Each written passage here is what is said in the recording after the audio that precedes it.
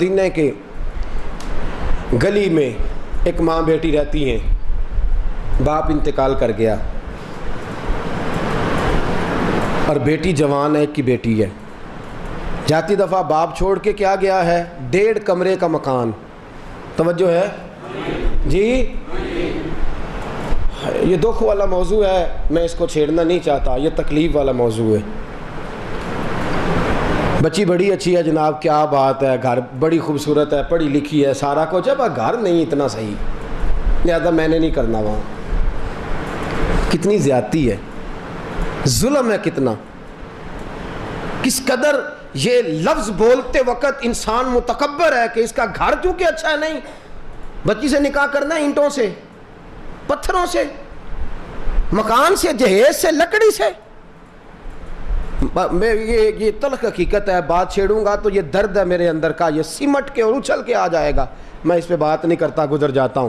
مدینے کی گلی میں، اور یہ یاد رکھیں وہ باپ بیٹوں کے، وہ قیامت کے دن اللہ کو جواب دیں گے، وہ جو بیٹی کا رشتہ لینے جاتے ہیں تو جا کے ذلیل کر کے آتے ہیں ماں باپ کو کہ تمہیں تو مکان نہیں بنانا آیا آج تک۔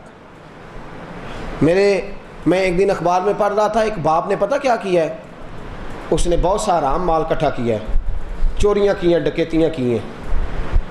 جب پکڑا گیا تو لوگوں نے اس سے، پولیس والوں نے پوچھا تو یہ کام کیوں کرتا تھا؟ تو کہنے لگا 6 بیٹیاں ہیں، جو بھی رشتہ دیکھنے آتا تھا کہتا تھا تیرا مکان ہی کوئی نہیں، تو بیٹیاں عزت سے رخصت کرنے کے لیے میں نے ڈاکے مارنے شروع کر دیے۔ خیال ہونا چاہیے، ہمیں پتہ ہی کوئی نہیں کہ ہم رسول اللہ صلی اللہ علیہ وسلم کا دین ماننے والے۔ بہرحال میں بات نہیں کرتا، انشاءاللہ پھر کسی موقع پر، اور کر بھی چکا کئی باتیں اس عنوان پر، کرتا رہوں گا انشاءاللہ۔ بیٹی، اب باپ انتقال کر گیا، جوان بچی ہے، 1.5 کمرے کا مکان ہے، 4 بکریاں ہیں، بکریوں کا دودھ دیتے ہیں، کچھ پی لیتے ہیں، کچھ بیچ لیتے ہیں۔ ماں اور بیٹی پریشان ہیں، بیٹی کا رشتہ کوئی نہیں لیتا، کیا کریں؟ رات کا وقت ہے، سحری ہونے کو ہے، حضرت فاروق اعظم نے چہرے پہ نقاب ڈالا ہے، گلی سے گزر رہے ہیں۔ ماں اپنی بیٹی سے کہتی ہے، بیٹی جائز طریقے سے تو ہمارے پاس آئے گا کچھ نہیں، اور اگر آیا کچھ نہ تو تیرے ساتھ شادی کوئی نہیں کرے گا، تو اس طرح کر، دودھ میں تھوڑا پانی ملا دے، تھوڑا دودھ بڑھ جائے گا اور کچھ زیادہ پیسے ہاتھ آ جائیں گے۔ بیٹی، اب حضرت عمر کان لگا کے سن رہے ہیں، بیٹی اپنی اماں سے کہتی ہے، اماں امیر المومنین نے منع کیا ہے، لہٰذا میں دودھ میں پانی نہیں ملاؤں گی، عمر نے روکا ہے کہ کوئی ملاوٹ نہ کرے۔ ماں کہتی ہے، بیٹی عمر کون سا دیکھ رہا ہے؟ عمر نے کہا ہے تو عمر، توجہ ہے آپ کی، عمر کون سا؟ تو بیٹی اماں کو کہتی ہے، عمر نہیں دیکھ رہا، عمر کا خدا تو دیکھ رہا ہے۔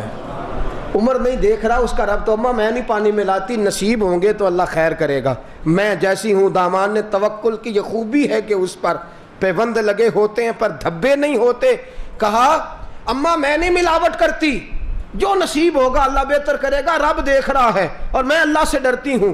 فاروق اعظم گھر آئے، حضرت فاروق اعظم کے بیٹے کا نام ہے ابو بکر بن عمر۔ حضرت ابو بکر بن عمر کو بلایا، ان کی ماں کو بلایا، کہا بیٹا، اور اپنی بیوی سے کہا، میری زوجہ اگر تم دونوں اجازت دو تو میں نے ایک رشتہ دیکھا ہے اپنے بیٹے کے لیے، ایک بولیے گا، میں نے بیٹے کے لیے رشتہ دیکھا ہے۔ کہا رات کو بھی کوئی رشتے دیکھتا ہے؟ رات کے سناٹے میں دیکھا ہے ہو؟ کہا آنکھوں سے نہیں دیکھا، میں نے دل سے دیکھا ہے، میں نے آنکھوں سے نہیں دیکھا، روح سے دیکھا ہے، قلب سے دیکھا ہے، تمانیت سے دیکھا ہے۔ کہا کہاں رشتہ ہے؟ کہا فلاں گلی میں بیوہ عورت ہے، ایک کی بیٹی ہے، جوان ہو گئی ہے، اس کا رشتہ۔ حضرت عمر نے اپنی بیوی کو پردہ کرایا، مغرب کے بعد گھر پہنچ گئے، دروازے پہ دستک دی، اماں نے دروازہ کھولا، کون ہے دروازے پہ؟ جواب آیا، میں خطاب کا بیٹا عمر ہوں۔ دروازہ کھولو، میری بیوی بھی ساتھ آئی ہے۔ وہ عورت کہنے لگی، عمر میرے دروازے پہ؟ میرے تو اپنے رشتہ دار، میرے تو اپنے بہن بھائی، میرے تو اپنے سگے میرے پاس نہیں آتے، اور آپ میرے دروازے پہ؟ حضرت فاروق اعظم رضی اللہ تعالیٰ عنہ نے اپنی بیوی سے کہا اندر جائیے۔